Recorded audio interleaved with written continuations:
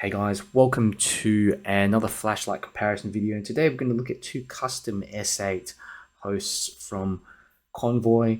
I've got one here with the W5050SQ3 emitter, that I asked Simon to put together for me. If I can get the camera to focus, you can see here it's just got this round die LED at the base, which is absolutely perfect in terms of producing a circular hotspot.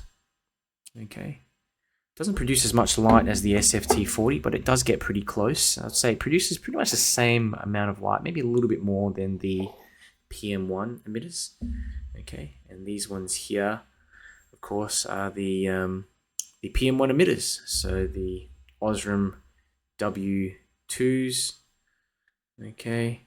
And yeah, I've got one with the white CSL PM1 TG, CSL PM1 F1 emitter, and with the S8 host, if you have a look at it a little bit closer, it's really pretty cool. It's like a beefed up version of the S6, and you've got crenulated bezel. You've got these cutouts here on the head. Got a nice clip that's included, some of this grippy knurling as well. So it's tactically styled, and it really goes with this throwy emitters, like the ones I've got here with me, because you've got this smooth reflector that's paired with it as well. And so in terms of the UI, it's pretty simple. So you just switch on the full press and half press to switch modes. There's a way to switch into different UIs. There's 12 different mode groupings. One of those mode groupings just keeps the light on at 100%, so you can always just switch it on, always turns on at 100%, and I think that's great if you're for a budget tactical flashlight. Now I've got a bunch of ceiling bounce tests here, so you can see the three of these lights next to each other. They're pretty similar. The performance is pretty similar on 100%, but it does appear that the W50SQ3 version actually takes a little bit longer to step down from 100%. You can see you get more like a minute of runtime on the highest mode, 100% before it starts stepping down, but you can already see it start to step down close to that minute mark, whereas the other two just pretty much step down straight away, and probably get about 30 seconds of output from 90 to 100%, which I think is pretty good for small hosts like this. And you can see here I've also run some tests on 35%, and basically all of them are able to hold that output for the entire duration of the test, which is great. Some nice sustained outputs. Doesn't get too hot either. Does get pretty warm though after a while. Here are some tests I ran with my Opal Lightmaster Pro, and you can see that the winner by far is the green PM1 emitter. I mean, absolutely fantastic performance. The other two have very similar sort of performance there, but yeah, if you're looking for the light with the longest throw, these green emitters that you get, either the NM1F1 or the PM1F1 emitters, they're pretty much my favorite emitter if you're looking for long range performance. If you can put up with that green LED, So yeah, in terms of some considerations, you don't have any onboard charging if you're new to flashlights. You're going to need to buy an external charger for the 18650, or get an 18650 with a charging port directly on it. Small host, like I mentioned, so it does get hot 100%, but you can lower that mode if you need to.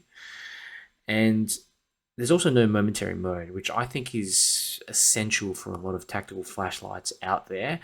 And if you'd like to see it on some of these Convoy lights, let me know and I can pass that feedback on to Simon. I think the S8 is, it's just a fantastic little thrower that you can keep in your pocket, and it has tactical light functionality. Really, I'd call it a budget tactical flashlight if you switch it on to the 100% mode grouping.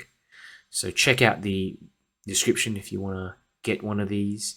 If you have questions, let me know and I'll get back to you straight away. But if you like the video, make sure you click the like button so I can get it out to more people. And if you want to keep up to date with the latest flashlight news and reviews, make sure you subscribe. So there's a bunch of new emitters that Simon's put into these S8 hosts, and I want to do a little beam shot test, and you let me know which ones you're interested in, if there's any other suggestions as well. But I thought these would be good ideas, and so I made a suggestion, be a nice little prototype to try out. So on the right here, this is the 5050, the W5050SQ3. Impressive throw, absolutely impressive throw, but you've got some yeah, basically it's similar to the SFT40, just not as bright. Okay, this here on the left is the CSL PM1 TG emitter. Okay, let's compare PM1 5050, and look, there is not a huge difference. I was expecting for the PM1, the white version, to throw a lot further, but it's pretty similar. It does throw a little bit more though, as you can see, a little bit more, but you're giving up a lot of spill. Okay, you can see the spill of that 5050 on the ground there is a little brighter. Okay,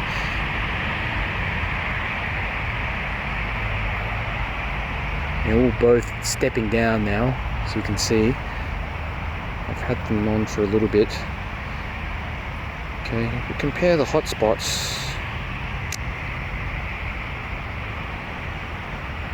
pretty similar. Now look at this one here. This is the green version of the PM1.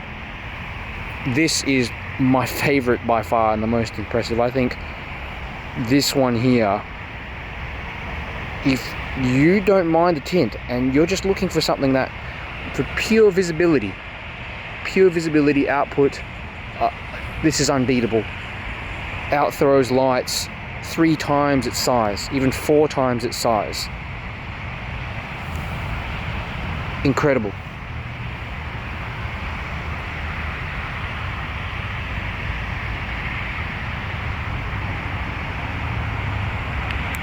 If we compare it to the white version,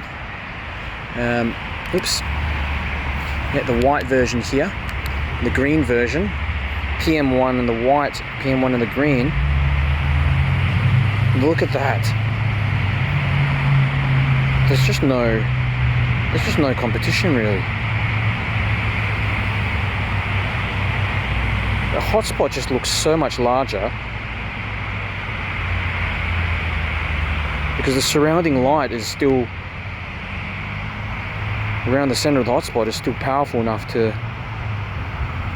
illuminate that tree. I mean, it's even, if you look at that 5050 SQ3,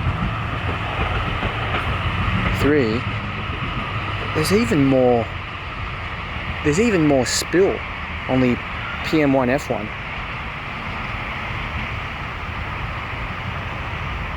Anyway, let me know what you think. I think all of these are fantastic, but I really love the green one.